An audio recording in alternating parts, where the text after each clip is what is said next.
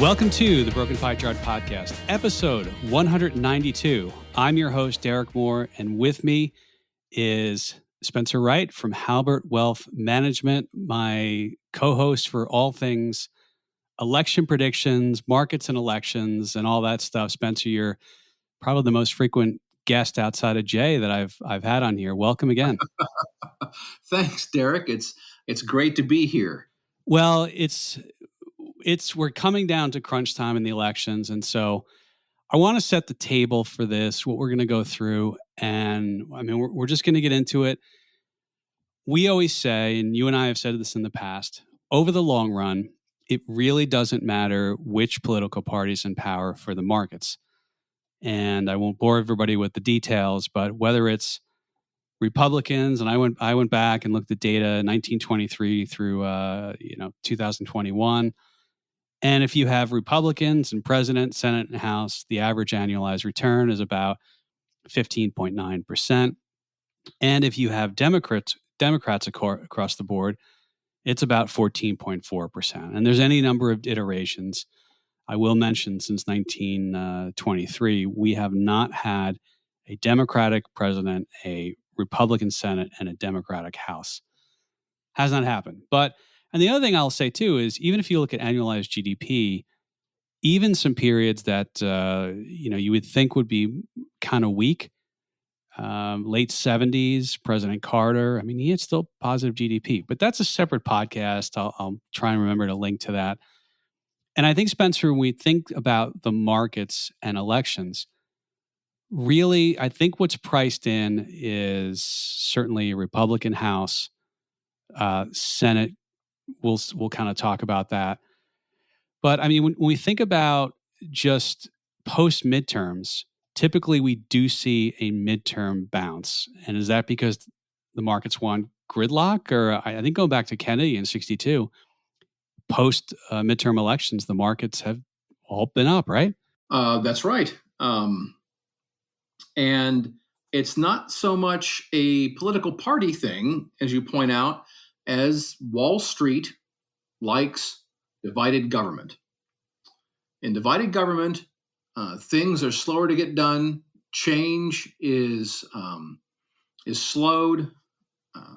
No one party can ramrod initiatives through. There has to be some element of compromise, and Wall Street loves that. And it could be a Republican president with a Democratic Congress, or a Democratic president with a Republican Congress. Either way, Wall Street loves divided government, as the numbers show. If you look at it, I know I've talked about this before, but the numbers are compelling. Double-digit returns for the remainder of the year in many cases after a midterm election. I think that's right. I mean, generally, and we only have the numbers going back to Kennedy, but yeah. And it's interesting too. I mean, we've talked about this before in the past, Spencer. A midterm year up into the election is normally flattish to mildly up to down, right? Right. Yeah. Those years typically are nothing to write home about up until the election. This one, obviously, for a number of reasons, is a down year. And so maybe we'll get some relief after the election. We'll see. It would certainly be nice at this point. I want to let's focus on the House. And again, we like to tie things back to the market. The market sort of has things priced in. There's some expectations. And normally, when the market doesn't get what is expected, sometimes that could cause a little volatility. Starting with the House, and Spencer, typically, right, I mean, midterm elections for presidents typically see a decline. The president's party loses seats. I think Nate Silver in 538 has 82% chance Republicans win the House. Right. What do you see on the House? Is it really just a margin thing? And I want to ask you too. There's this congressional preference poll that right now is about +5 Republicans. Kind of give us the lay of the land on the House. That's an average of a number of polls. So at the House, the House, Derek, really is just a question of of margin. To what extent will the Republicans have margin in the House? They're not lacking very many seats right now, so their takeover of the House is all but assured. Having said that, the number of seats we're looking at could be as high as 250 to 255 GOP seats, which I think would make it the largest Republican majority since the Great Depression. All right, so let's put a little color on that. So every election, every 2 years, the whole Congress is up for election. So Correct. there's how many seats total? There's what, 400, and take us through that. Total House seats, 465? Yeah, that would be quite a jump if they had that. It's more likely, I mean, the odds of them... 435, by the way. Yeah, 435. The odds are really, it's not impossible. I mean, the fact that that's even on the table, that's in the realm of possibility to achieve 250 to 255 seats, is a pretty stinging indictment of the environment. If you want to look at, well, what's perhaps a more mean outcome, 240 seats is pretty likely. And that's still a robust level of gain for the Republicans. I'm looking at 270 to win. You and I both like that site because you can go and pull up a congressional map. And, if you're not getting sleep at night, you can hover over the counties and all those districts. But the way they have it now is they have 11 seats that are sort of in the toss-up category. And excluding those seats, their prediction is Republicans 223 to Democrats 201. So if Republicans got all 11, and I'm not saying they will or they won't, they have it at 233. You're seeing some other data that has a little bit more robust pickup, right? And I don't know to what extent those are, pricing in, if you will, a lot of the current data, because as you know, as we get closer to election day, this situation is very fluid right now. And recently, within just the last, 3 or 4 days, things have broken hard toward the GOP. And if that continues to election day, the likelihood of 240 seats, the dream, if you will, if you're looking in that direction of 250 or 255 seats for the GOP, seems like it could actually happen. 2 weeks ago, I would have thought, sure, they'll take control, but it'll be a more modest majority. Now, I think no matter where you look, it's going to be a solid majority, and it could be one of the best majorities the GOP has ever enjoyed. I'm just going to look back here and give you some numbers of typically, and all but this is going back to 1962 and Kennedy, and the sitting U.S. president and how many House seats they lose in a midterm election. And obviously, Reagan, Clinton, George W., Obama, they all had 2 midterms, one in each of their 4-year terms. I'll give you some number. Trump in 2008 lost 40 House seats, flipped the House to Democratic. Barack Obama, his first term, lost 63, flipped it to Republican. He lost 13 in the second midterm. George W. lost 30 in his second term. His first one, post 2001, 9/11, he bucked the trend, got +8. Bill Clinton, 1994, lost 52 House seats, went Republican. And that was significant because it had not been Republican some time. And in the second one, he picked up +5. I'll stop there. But generally, I think that's the case. If nothing else, if you knew nothing else and you didn't even look at a poll, you'd say, well, chances are, right, sitting presidents lose seats. Right. And the Bush, the W. Bush midterm was really an anomaly that you could attach to 9/11. And I think that was really, obviously an anomaly. And one of the things to keep in mind, all those presidents you rattled off, at each of those midterms were quite popular. 50+% polling. Some of them significantly popular. Mid 50s. Joe Biden currently, if you factor in all polls, not just picking your favorite poll or whatever, all polls, is sitting at about 42%. That is not good. Yeah, I'm just looking at the 538. So Nate Silver runs 538. You can spell out 538 and we'll get you to it, or just Google the number 538. Last amalgamation or consortium of polls, approval was 42.3, disapprove was 53. To your point, if I look and at some past presidents, he is below those. For example, Obama was actually below 50, but he was still higher. But yeah, I mean, I think that matters as well. You mentioned the polls, and by the way, just real briefly, while I had some of those numbers, the midterm average 12 months later for markets is plus 16.3%. The non-midterm average is plus 6.4%. That's going back to Kennedy in 62, every midterm election. Spencer, though, you mentioned the polls, and there has been a swing, and I know we'll get into this a little bit more when we get to the Senate.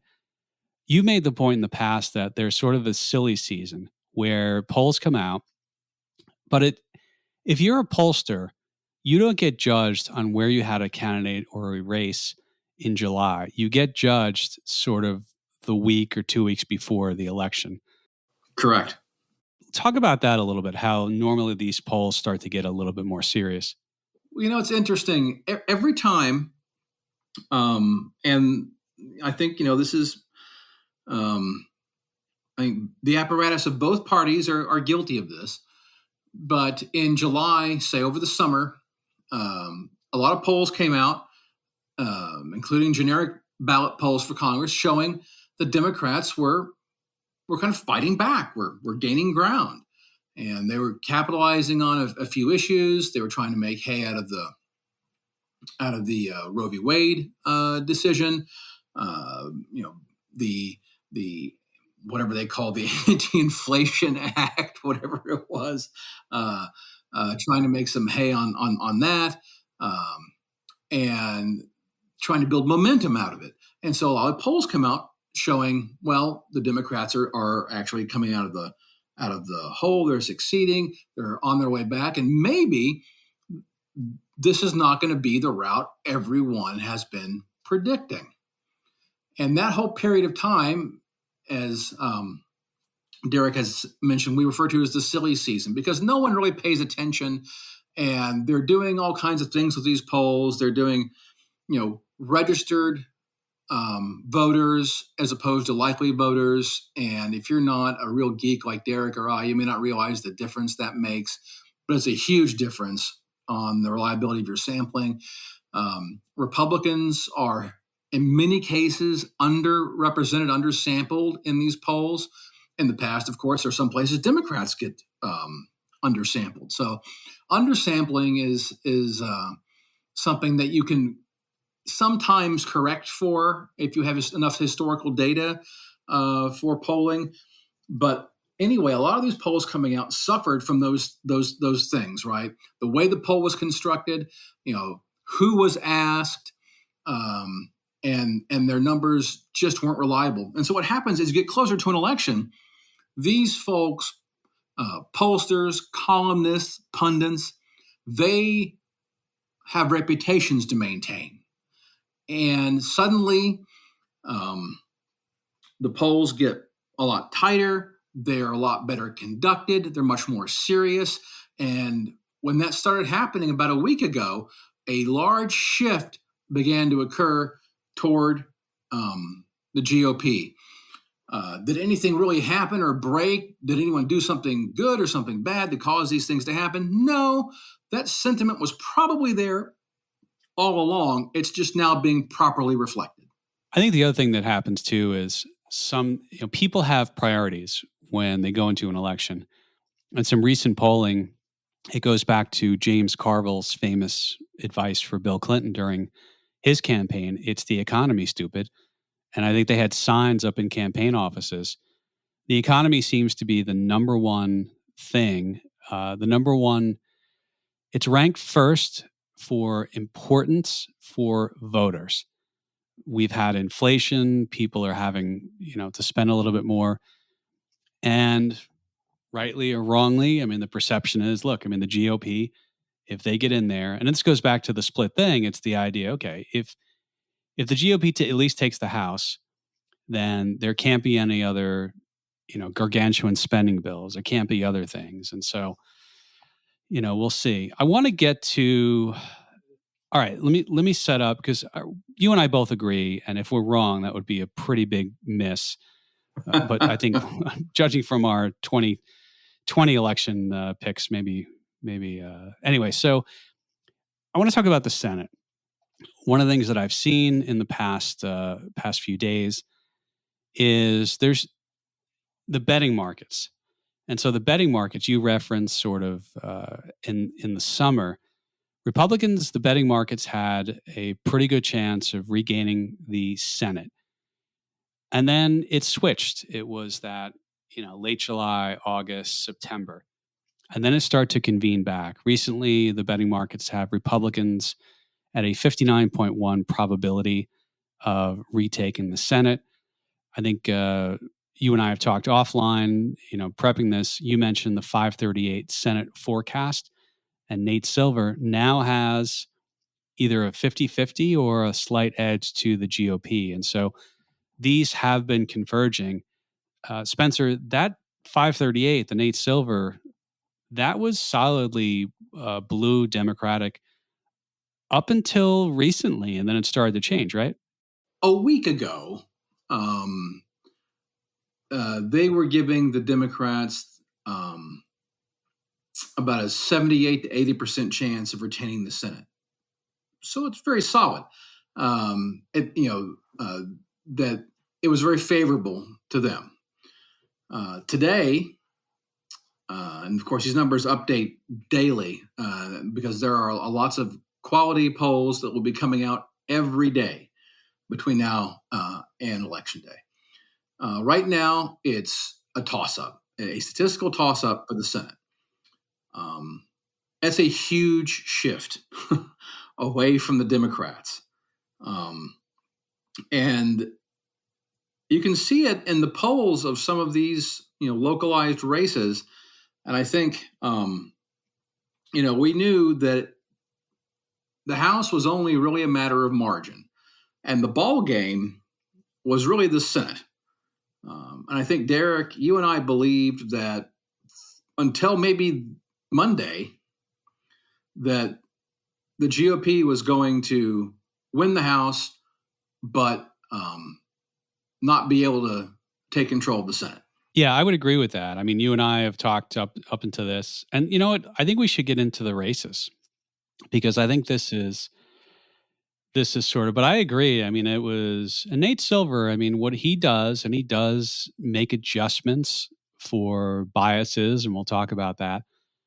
But that was really interesting. And I will say, when Trump won in 2016, the New York Times had a 1% probability for Trump. Nate Silver had 10%. The betting markets had a 20% probability. So it's not like, everybody gets this stuff right, but it is interesting. And you and I said it was not going to happen. Oh yeah. Yeah. You go back and listen. Don't go back and listen to that when we were wrong. All right. So let me set this up. The way that the Senate works is not every Senate seat is up for re-election like the House. And there's really, I'm going to say, probably 4 races that matter. Although I'm going to throw a dark horse in and say 5. I'll kind of reveal that. But it's Nevada, Arizona, Pennsylvania, Georgia, and then my dark horse, which I will save. Let me start with. Let's start with Nevada. Let's go there, and in that one, I actually don't have the breakdown of money spent. I'll bring that up, Spencer, and some of the other ones. But if we go, we look and we say, all right, what does the polling say in Nevada? Well, a good site, and I'll link to this, Real Clear Politics, and you can go to their polls, and they post every sort of poll that comes in. The Real Clear Politics average is Laxalt. So it's Adam Laxalt. He's the Republican candidate. He is facing Catherine Cortez Masto. She's a Democrat. She is the incumbent, and usually incumbents have the power of incumbency. He has been leading most of the time. It looks like here that it's kind of a toss-up, Spencer. But let's kind of get into this a little bit. It is, going before things really began to shift, maybe on a larger scale toward the GOP. The RNC had targeted this race and targeted Nevada as winnable. That Masto was weak coming out of COVID. She had been damaged. Laxalt is a very good candidate, by the way, very solid, great media presence, not very gaffe prone. Masto, not a lightweight either. She's been quite good on the campaign trail. But here's what's working against her. In Las Vegas, and there is something known as the Culinary Union, Culinary Workers Union, and they are extremely powerful. And who they endorse typically wins, and they have been endorsing Democrats for some time. Well, they have not endorsed Laxalt. However, they've endorsed no one. And that has to be, I believe, it's the deciding factor in this race. And the reason it's so close, the GOP has been committing a lot of money to this race, but the Democrats, the DNC and other entities have been flooding Nevada with cash. In fact, the day after we finished our first podcast on this subject, they initiated a $30 million ad buy in Nevada. Now, I don't have the exact numbers in front of me. You may have them. But Masto has spent a multiple of what Laxalt had. Yeah, I mean, I think this is a big deal. I do have. Let me see if I can pull that up as we're talking. In Nevada, and this was in CNBC. It was probably about a week ago. She had spent $19.5 million. Laxalt has spent $5.1 million, and she raised $29 million. He has raised $7.2 million. So yeah, there's a disparity there. Yeah, huge disparity. I will bring something else up, Spencer, and that's all these polls do have a bias. And Real Clear Politics, what they do is they make some adjustments. So let me set this up, and I'll let you kind of take it. Nevada typically polls underestimate Democrats by 1.5%. What does that mean? It means that if you look at a poll and you have to say, well, Democrats are underestimated, Laxalt is up 0.5% in Nevada. If you do the Democratic adjustment of 1.5, it puts Masto, I'm thinking of the steakhouse, at plus 1.0. They have it predicted as a GOP pickup, but I think this is a flip a coin at this point, right? Oh yeah, absolutely. And honestly, the only reason it's this close is the lack of a Culinary Union endorsement. Had she received that, even with the pressures of a building, perhaps Republican wave, she may have been able to stand Laxalt off. But when you combined a potential Republican wave, and the generic ballot would, by the way, endorse this idea, she's in trouble. And I think it's very likely that Laxalt squeaks this race out. All right, so I'm putting you down for Laxalt. Is he your pick? Yeah, and like I mean like Laxalt by one.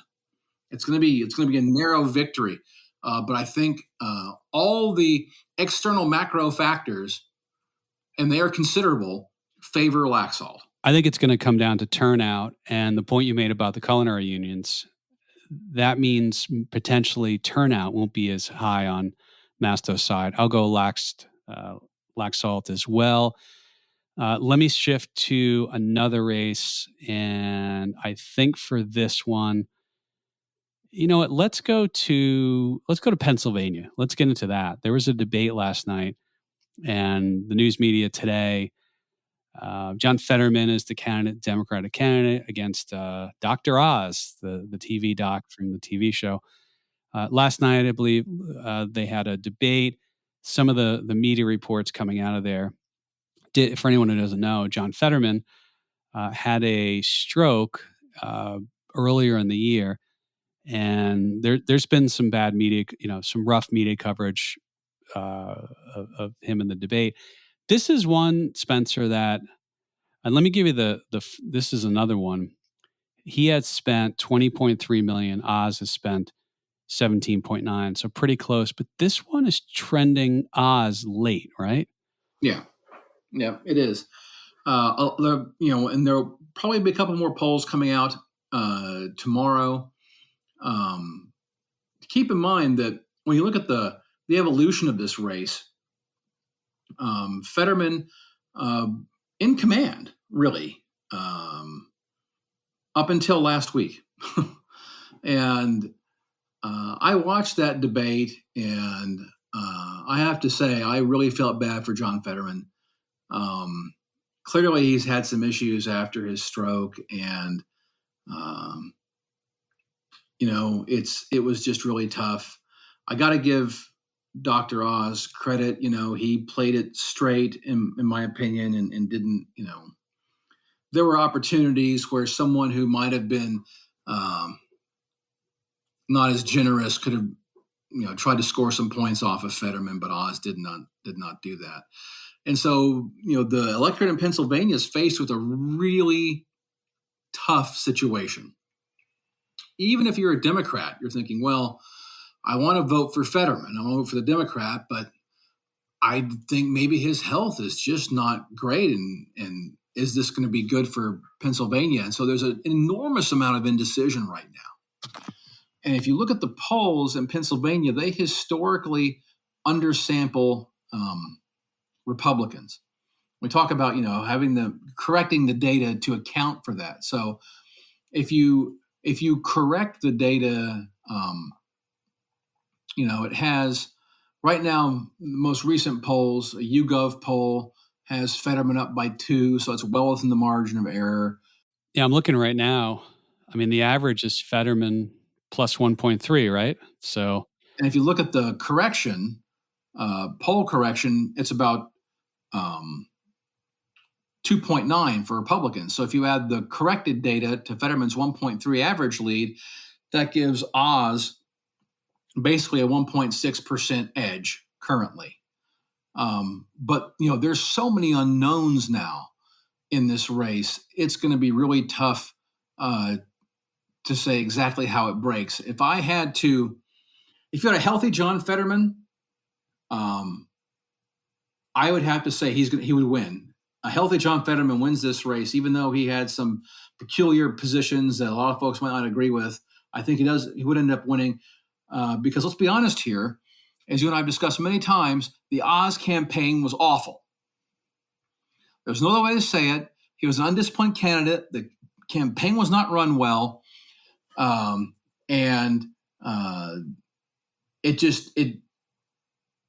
It seemed like they were squandering, the opportunity to hold that seat if you're, leaning toward the Republicans. But now,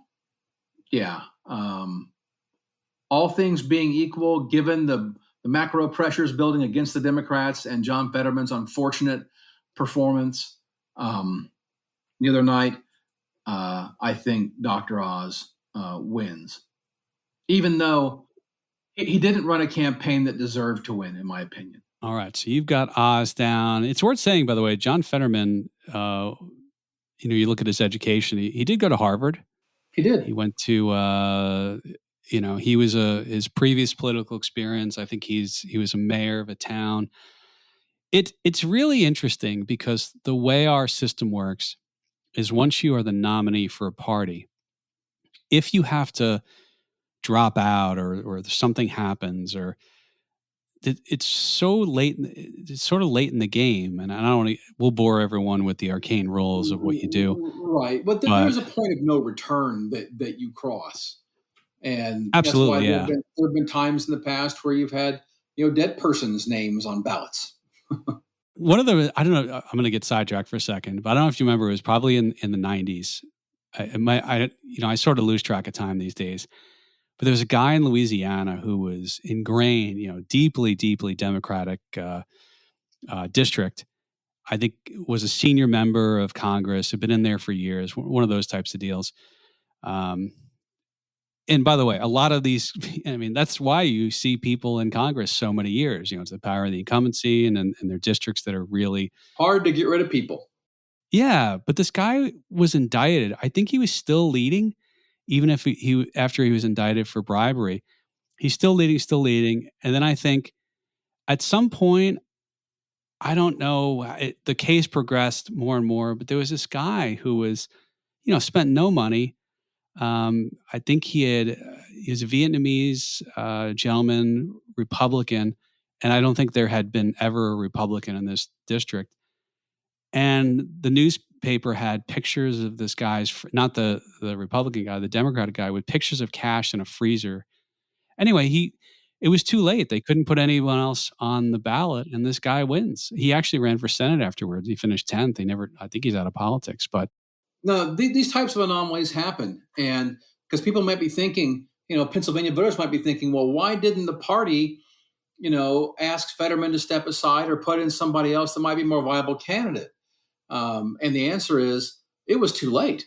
yeah, he's obviously, yeah. I mean, that's no joke having a stroke. He did. I mean, he went to Harvard. He's obviously Yeah, it was clearly he's a bright guy and everything. So I said, a healthy John Fetterman, I think wins. probably beats him. Yeah, I'll agree with you there. I think this is a coin flip, but the momentum or the trend of late is going, Republican. So I'm going to put this one on. Let's transfer over to another state, though.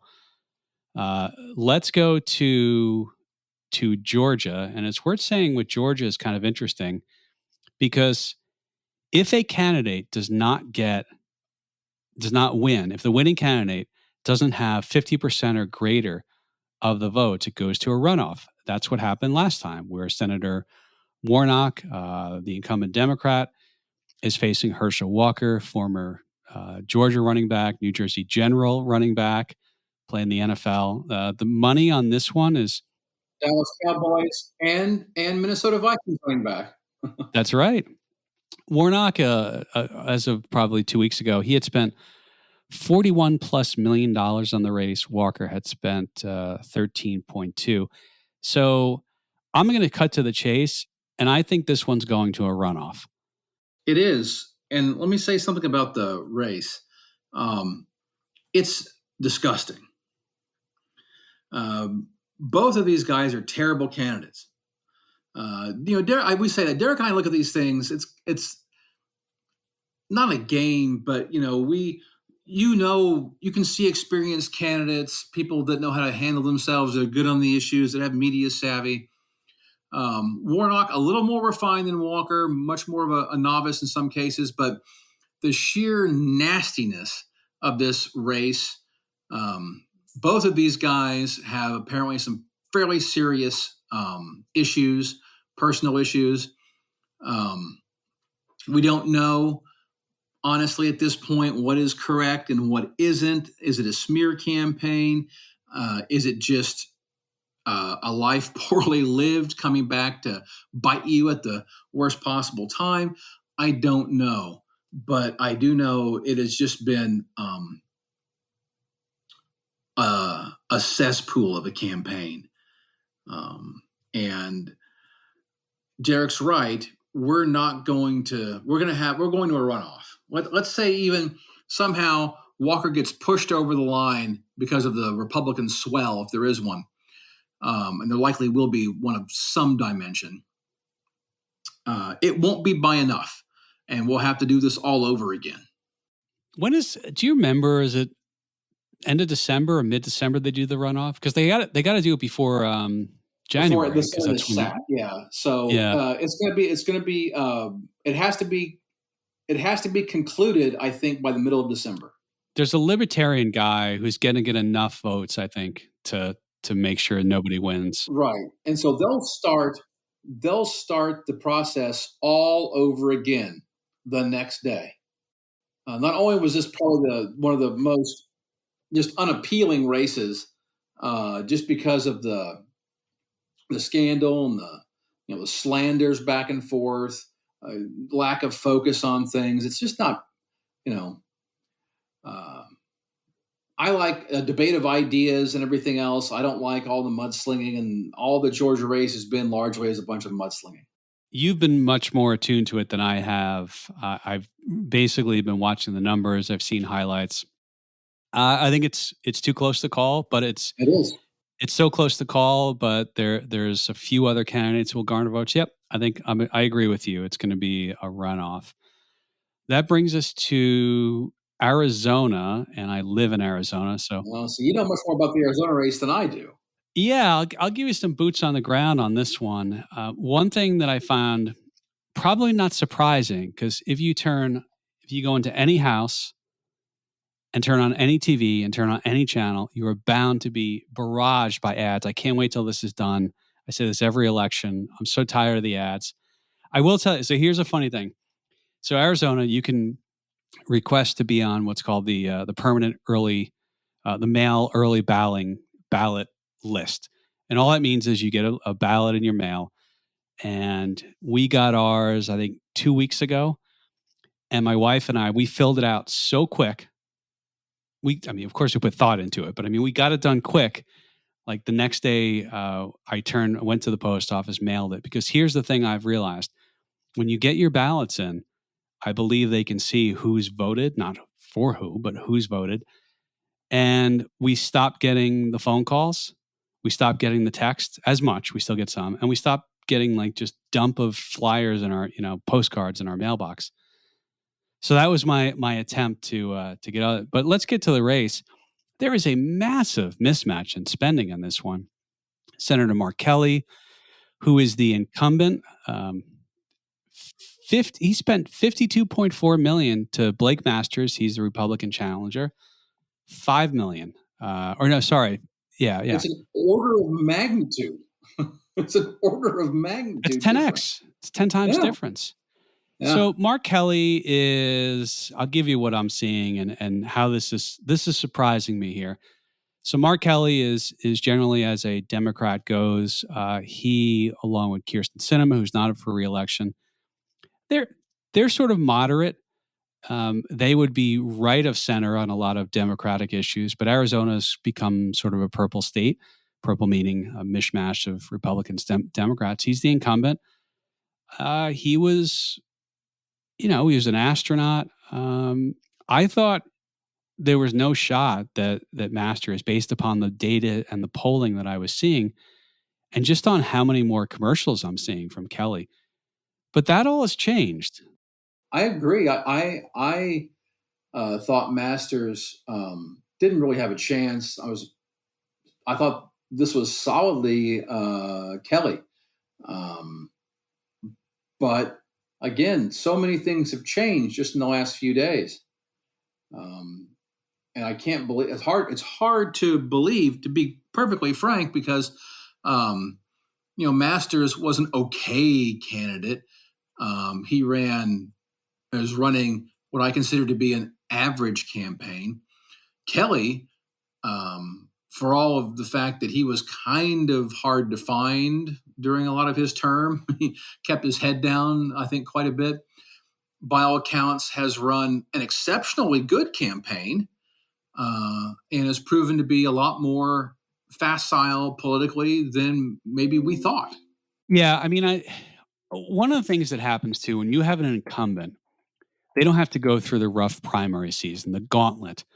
And they're, Masters, and maybe it's my age, or I just can't. There's been so many commercials, I can't even remember the people who were his challengers. I mean, he had to get through a primary, and typically in both parties, to get through a primary, you have to really lean into sort of, uh, further off center of a lot of those things, whether it's further left, further right. But Spencer, I mean, it's been late. It's broken late. This has become a little bit of a toss up. I would still be surprised if Masters wins, but maybe I'm just sort of have this anchoring bias where I just remember Kelly seemed like the presumptive nominee for a while. Look, if you lump Masters into the same category, let's say as Laxalt, that are being buffeted by the macro pressures. I mean, look, we need to be very honest about this. It's not political. The facts are what they are. Every macro measurement that matters to a voter is negative for the Democrats. Every last one. That does not win you marginal races. And so you can look at the generic ballot and say the GOP is ahead by, say, 5, which, by the way, is a lot. And that would tell you that if Mark Kelly is not ahead in this race by at least 5 points, he's not going to win. Well, the poll adjustment, Kelly is the average is plus 1.5. GOP is typically underestimated by 1.6. That would put the adjusted poll at Masters plus 0.1, a literal razor thin, bias adjusted. Yeah, I mean, and you look at it, it's really been recent. The other thing I will tell you is they must have gotten some cash on the Republican side, because I am seeing more commercials now in relation to Kelly and different commercials. I'm a believer in the macro elements filtering down to override the foibles of specific candidates or the strengths of specific candidates. Because midterm elections, much more so than a general election, are referendums on the sitting president, their policies, and the state of the country, beginning with the economy. All the things in this category are negative. You have an unpopular president. There is the worst inflation in 40 years. You can say whether it is or is not his fault, or it's a combination of folks. It doesn't matter. It's happening now when the election is. There are innumerable things that are lining up against the Democrats. And that's why maybe a candidate like Masters has a shot to beat Mark Kelly. I believe in the macro environment, and I'm going to say Masters wins this race by a whisker, despite all evidence to the contrary. Okay. I'll take the other side, and I'm going to say Kelly squeaks it out. And it's kind of like a home game in football, where the home team automatically, you figure, gets a little advantage. I think the power of the incumbency. Yeah, Kelly could win, and if he does win, I wouldn't be surprised. But if he does win, it's going to be by, I think, 1% or less. So far, you've got Laxalt, Oz, a runoff, and then Masters, and I've got Laxalt, Oz, runoff, and Kelly. Yeah. I want to bring up a dark horse, and you might be shocked I'm even bringing this up, Spencer, and I think you may or may know where I'm going. New Hampshire. Yes. What the heck is going on in New Hampshire? Because there's no polling in New Hampshire. Real Clear Politics, to set this up, they have the average at Hassan plus 3.6. And I got to be honest with you, Real Clear Politics has a top Senate races drop down. New Hampshire was not even a choice on this.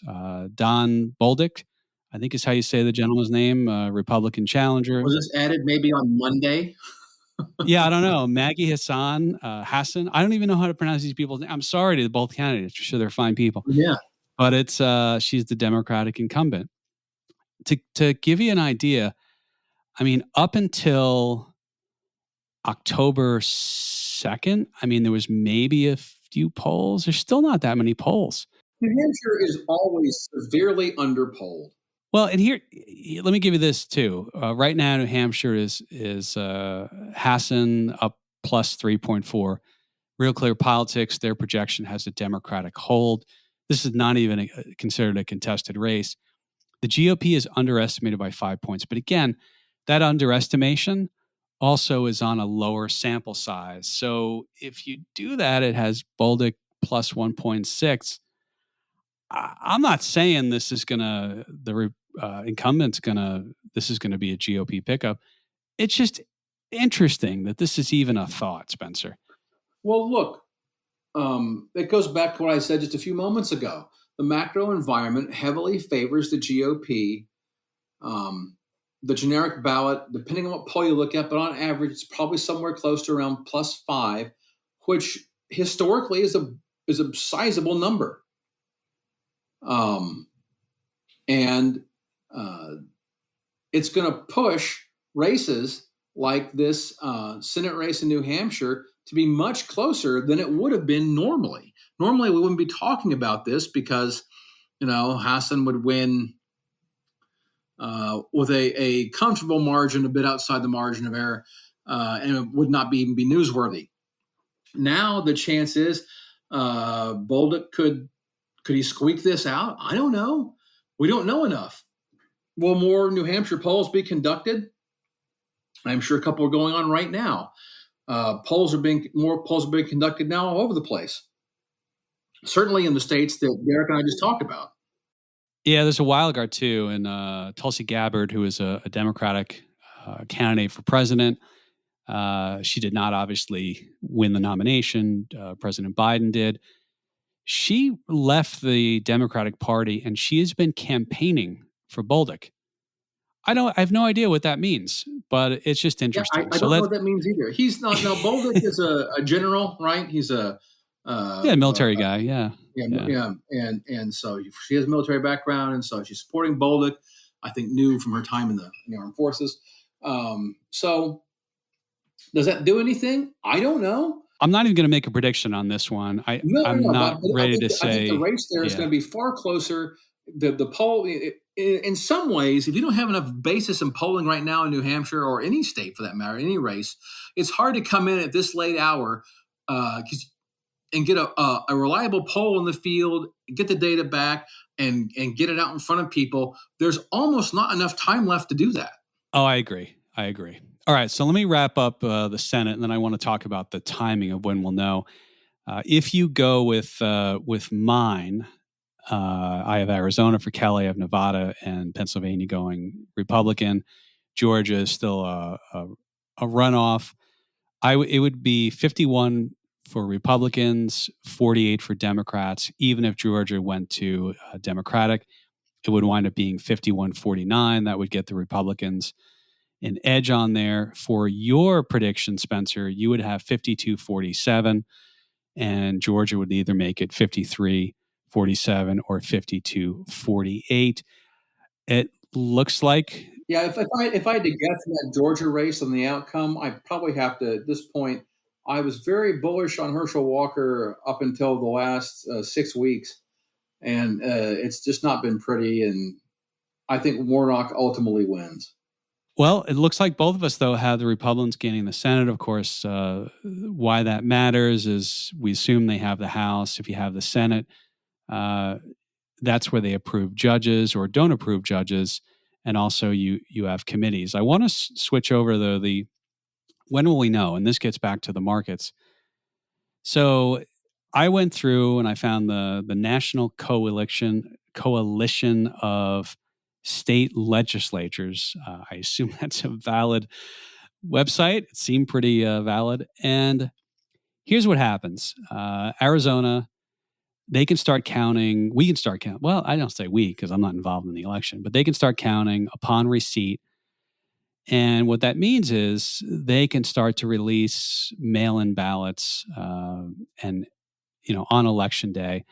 And they have to be received by 7 p.m. on election day. Georgia, signature verifications are conducted upon receipt. Other, they can start processing those. But absentee ballots have to be received by the time the polls close. Nevada, though, and you mentioned how it's razor thin, they have a postmarking thing. So ballots have to be postmarked by Election Day, which means we may not know there for a while. Pennsylvania, ballots have to be received by 8 p.m. Election Day. That's according to the state legislature. Of course, they did make them. There was some rulings back in the 2020 presidential election where I think they were allowed to count ballots up to 7 days. What all this means, I mean, you can Google this stuff. I'll put some links in the show notes if you're interested. Spencer, I think it's likely we agree there's a runoff in Georgia. I don't think we know Nevada. And it's likely Pennsylvania and Arizona, they may not be done counting all the votes either by election night. It's likely we see this. There may be a week before we know. I think we should know the House, though. We will know the House for sure on election night. We will not know the composition or control of the Senate on election night. There will be Georgia's going into a runoff. So that's going to remain unknown until mid-December. I agree. I agree. In Arizona, we're going to have to wait probably, as you mentioned, a week or so. And so we're not going to know for sure there. But the real fly in the ointment, if you will, is going to be Pennsylvania. Now, I say that because remember what happened during the general election. How long did it take for Pennsylvania to finalize its vote? It took a long time. Yeah, and part of that was the state courts allowed them to take ballots. I think it was 7 days after the election. They could still come in 7 days after the election. But I agree. I mean, anything government agencies do sometimes takes longer, more arduous than they think. I will say in Arizona, so if you have a mail ballot, let's say you forgot to mail it or you just didn't get around to it, you can fill that out and you can drop that off in a box at a polling place on election day. But it's just the physical, how they have to count those. So, right, we're not going to know for at least election night plus 1 week who controls the Senate. Yeah, I think that's fair enough. That's fair enough. And I'm old enough to remember when these things were always decided on election night, always. And that's just not the case anymore. No, and I don't remember. I've been in Arizona since 96. So it's been 26 years now. I can't remember when they allowed us to get our ballots by mail. But I haven't gone to a physical polling place in probably, I don't know, 10 years, maybe. I can't remember. See, I'm just the opposite. I always vote on election day and in person. Yeah, so you like that experience. I've decided and it's not like there were any lines or anything. It was just, I got to tell you too, it took me 2 hours to fill out our ballot. I mean, we either say yes or no to keeping judges, and I don't know how many questions are on our ballot. Arizona's one of the states where if you get enough signatures, you can get stuff on. But it took me a good 2 hours to go through it, and my wife the same thing. But again, we wanted to get in as soon as possible. Please stop calling us, stop sending us mail. All right, Spencer. Well, I think this was good. I mean, you and I sort of talk about this stuff, and we figured it. Let's once again let the recording start, and we'll put this out. And this is sort of how we look at things. We know not everybody looks at us as much as us. The other thing that's kind of interesting about this for the markets, again, and you and I agree, it doesn't matter in the long term. Short term, though, if anything happens, if the House were to somehow go Democratic against the odds, I think that would cause some volatility. And by the way, you can play these back even years later and see how wrong we were. But Spencer, thanks again for taking the time. And I know Spencer Wright, of course, from Halbert Wealth Management. And, by all means, if you want, send emails You can disagree with us, disagree with me, or send emails about topics to have in the future on future podcasts. I'll be back with Jay Pestercelli next week. We're going to talk about maybe what capitulation or market bottoms can look like. So, Spencer, thanks again for taking the time and coming on. I appreciate it. Thank you, Derek. It's always a pleasure. All right, everyone. Thanks, Spencer, and we'll see everyone next week.